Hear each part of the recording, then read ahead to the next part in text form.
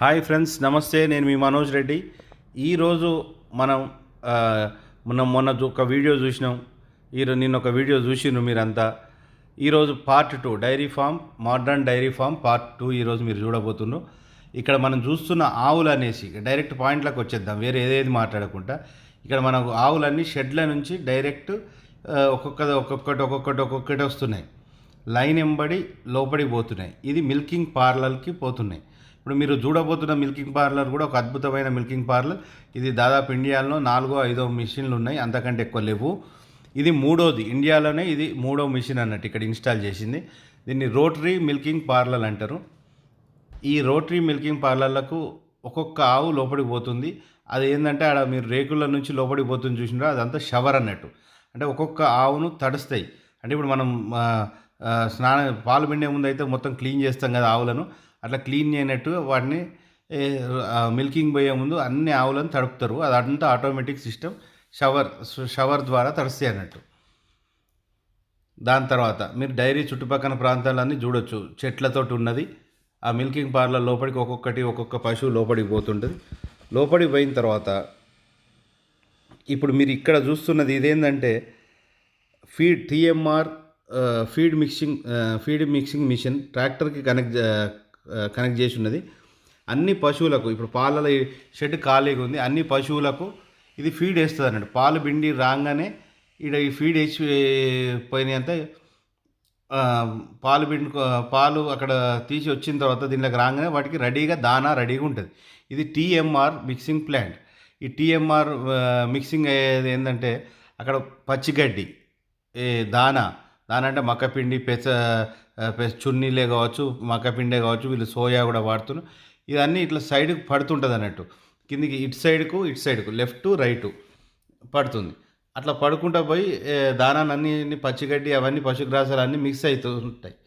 ఇప్పుడు మనం ఇక్కడ వచ్చేసి ఏంటంటే మనం మిల్కింగ్ పార్లర్లకు ఎంటర్ అయినాం. మిల్కింగ్ పార్లర్ దీన్ని ఏమంటారంటే రోటరీ మిల్కింగ్ పార్లర్ అంటారు. అంటే పాలు పిండే మిషన్లలో కొన్ని రకాలు ఉంటాయి అన్నట్టు.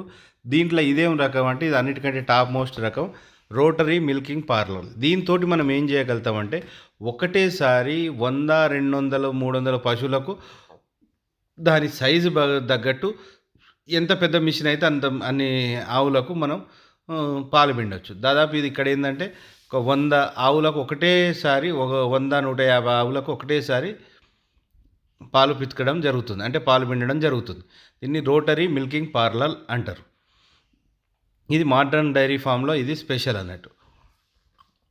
మీరు చూస్తుండ్రు కదా, ఇప్పుడు టిట్స్ అన్నిటిని ఆ గుడ్డ తీసుకొని క్లీన్ చేస్తుండు. ఫస్ట్ పాలు పిండే ముందు అన్నిటిని క్లీన్ చేస్తుండు. ఇక ఇవేంటంటే ఇవి పాలు అయిపోయినాయి వాటికి డిప్ చేస్తుండే ఏంటంటే మన డిప్పింగ్ అంటే వాటితోటి ఏంటంటే బ్యాక్టీరియా పాలు పిండిన తర్వాత పొదుగు టిట్స్ అనేవి ఓపెన్గా ఉంటాయి కాబట్టి ఆ ఓపెన్ ఉండి బ్యాక్టీరియా పోకుండా ఉండడానికి కోసం దాన్ని డిప్ చేస్తుంది. ఒక అమ్మాయి ఆడమని చూసింది కదా ఇంతకుముందు, ఆమె డిప్ చేసింది. దానివల్ల ఏంటంటే పొదుగు వాపులు రాకుండా బ్యాక్టీరియా ఎంటర్ కాకుండా ఉంది. ఇక్కడ మనం చూస్తున్నట్టయితే ఒక్కొక్క ఆవు రోటరీ పార్లర్కి ఎట్లా ఎంటర్ అవుతున్నాయో చూడండి. ఒక ఆవు ఇప్పుడు ఎంటర్ అయింది, నెక్స్ట్ ఇంకో ఆవు. అది ఏంటంటే కింద తిరుక్కుంటూ ఉంటుంది. రోటరీ పార్లర్ అనేది తిరుగుతూ ఉంటుంది. రోటరీ అన్నట్టు అంటే తిరగడం, అది తిరుక్కుంటూ ఉంటుంది. ఒక్కొక్క ఆవు 1 by 1 ఒక ఆవు లోపలికి పోగానే మళ్ళీ ఇట్లా తిరుగుతూనే ఉంటుంది. ఇంకో ఆవు వచ్చి దానిలోకి ఎక్కుతుంటుంది. ఏ విధంగా అయితే లోపలికి ఎంటర్ అయినాయో పాలు పిండుడు అయిపోయిన తర్వాత ఇట్లా అది చుట్టూ తిరుగుతూనే ఉంటుంది. పాలు పిండుడు అయిపోయిన తర్వాత ఒక్కొక్క ఆవు దానంతలదే బయటికి వస్తున్నాయి. మీరు ఆ బయటకు వచ్చే వీడియో కూడా చూస్తున్నారు. ఇటేమో లోపలికి ఎంట్రీ అయ్యే ఆవులు, అటు బయటికి వెళ్ళిపోయే ఆవులను. ఇవన్నీ బయట షవర్ దడిచి వచ్చిన తర్వాత లోపల అన్నీ వెయిట్ చేస్తున్నాయి. మీరు చూడొచ్చు, ఇంతకుముందు పశువులన్నింటినీ మీరు ఆడ వెయిట్ చేస్తుడు చూస్తుండ్రు. ఏదో ఎవరో చెప్పినట్టు రోజు ఒకదాని తర్వాత వీటికి అలవాటు అయిపోయినాయి ఆవులకు. ఒకదాని తర్వాత ఒకటి నిల్చుంటుంది, దానంతలో అదే ఆటోమేటిక్గా పోతుంది. పాలు పిండిన తర్వాత బయటకు వచ్చేస్తుంటాయి. ఈ మొత్తం రోటరీ పార్లర్ని మెయింటైన్ చేయడానికి 2-3 వర్కర్సే చూసుకుంటున్నారు. అంటే దాదాపు 300-400 పశువుల పాలు పిండడానికి 4-5 టెక్నీషియన్స్ మాత్రమే ఇక్కడ ఉన్నారు. ఇది మెడికల్ రూమ్, వాళ్ళ medical room. Kapila dairy farm వాళ్ళది మెడికల్ రూమ్. దీని హ్యూజ్ ఇన్వెస్ట్మెంట్ అవుతుంది. ఇప్పుడు పాలు ఎట్లా పెడుతుండో చూడండి మీరు. పాలు రోటరీ పార్లర్ ఒక్కొక్క దానికి ఎట్లా కనెక్ట్ చేస్తుండో చూడండి. ఒక్కలే ఉండి 100-200 పశువులకైనా అట్లా కనెక్ట్ చేసుకోవచ్చు అన్నట్టు. ఈ రోటరీ పార్లర్లో ఉన్న అడ్వాంటేజ్ ఇది. కామన్గా ఫారెన్లో మొత్తం అన్ని రోటరీ పార్లర్సే ఉంటాయి. పెద్ద పెద్ద డైరీ ఫామ్స్కైనా కూడా బయటి దేశాలలో రోటరీ పార్లర్లే ఉపయోగిస్తారు. ఇది ఫ్రెండ్స్ రోటరీ పార్లర్ గురించి డిఫరెన్స్. మళ్ళీ మనం అదే విధంగా పాలు పిండిన తర్వాత దేని షెడ్కు అదే ఎట్లా పోతున్నాయో చూడండి.